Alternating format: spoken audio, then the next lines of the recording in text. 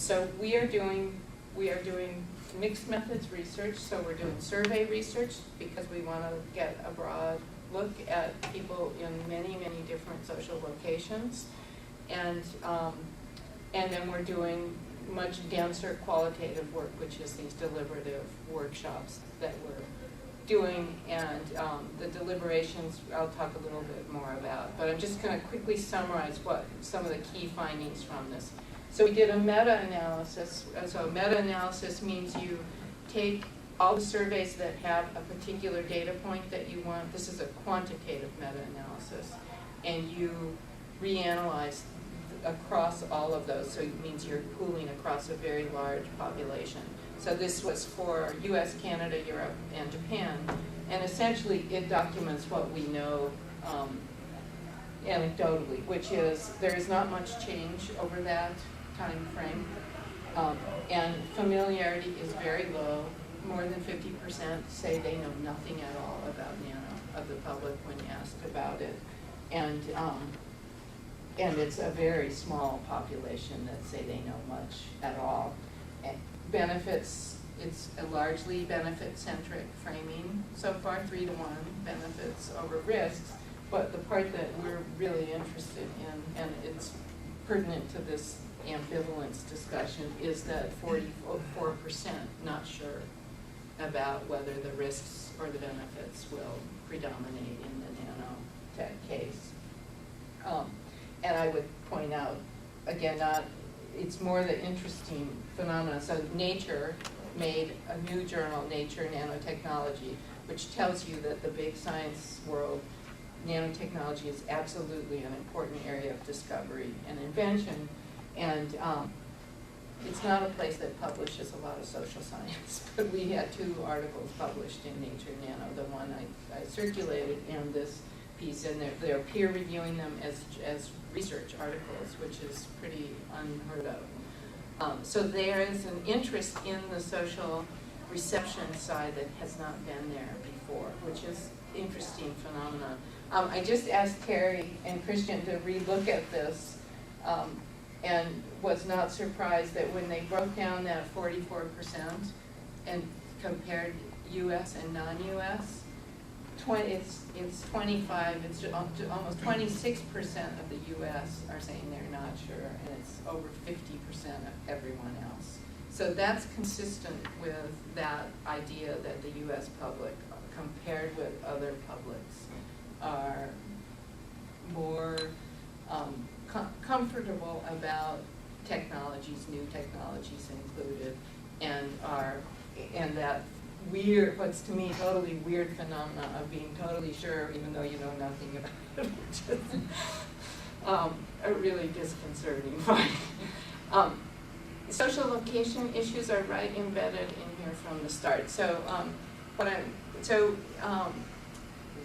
can you all see this? So essentially what this is showing, the blue line on the left is white male, and the purple dotted line on the right is non-white female, and non-white males and white females are tracking in between there. And that we could talk about those categorizations, which are not necessarily the ones I would use. But nonetheless, these are sort of classic risk objects that are used in that psychometric world. So pesticides on food are way up there at unacceptable. Vaccines for children, fairly acceptable. Nuclear power plants right in the middle. And nanotechnologies, generic, is down there at the bottom, the most acceptable. But what our work is showing, and I have to say our work is really taking the lead in showing that, we think it's down there at highly acceptable because it's just completely emptied out of meaning. And so, and the minute you contextualize it with any meaning whatsoever, including attributing benefits to it, social benefits to it, it starts to become less acceptable. It's quite interesting. So that's what this does. So if you read from the bottom up, it's going from acceptable to unacceptable. And so if you say targeted chemo delivery, so there is molecular level drug delivery far along in development for nano, available to the poor, so you put a social benefit and a health benefit in it. that still bumps it up into less acceptable than generic nanotechnologies. And if you get up here to pollution sensors that are in themselves toxic, meaning they're to remediate toxicity in the environment, but they produce new toxicity themselves, you get highly unacceptable. And so what we do in this kind of work is experimentally manipulate those different attributes to see what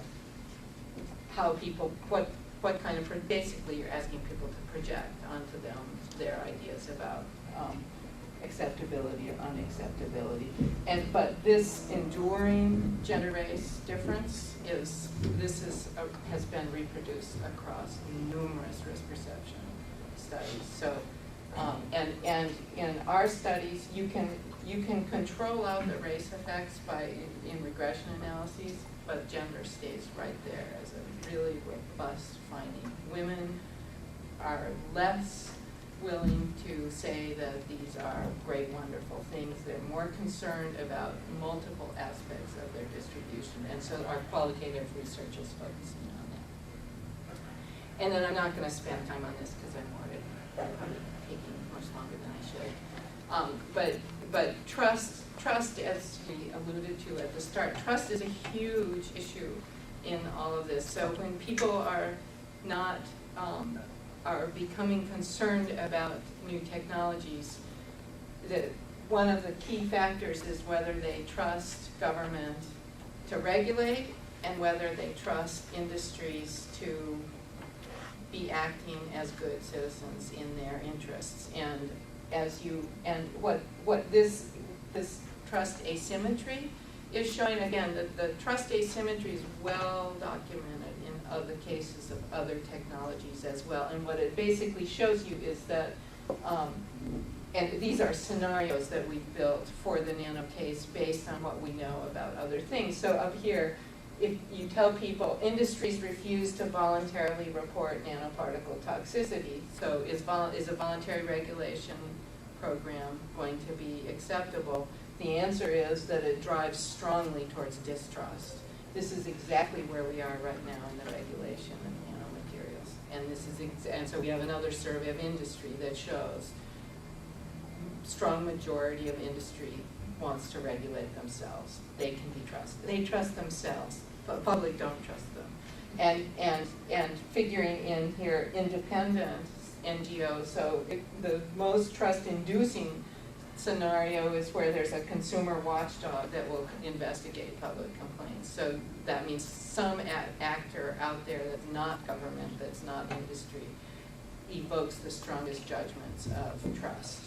And the other meta message from this, so I love giving this slide at big meetings in Washington, because the other message of this is once you screw it up, once you lie to people, and then they find out you lied to them, you're doomed, because it's very, very easy to lose trust, and you can do heroic efforts to try to regain trust, and you with only getting little incremental benefits. Again, so Paul Slovic has documented this over and over in other areas, and it contradicts the government and science's inclination in this case. So in the nano case, what all those folks want to do is not talk about risk. They just want to talk about how great this is going to be. We just want the money to do the research. It's going to be new technologies, new jobs, everything. On the other hand, $14 billion and jobs, there really aren't jobs. It's certainly not in the U.S. over this, not to speak of. They're just not there. So these public deliberation exercises have emerged as, and they're very European influenced. So they emerged in Europe as a method of citizen engagement and consensus building after multiple risk controversies.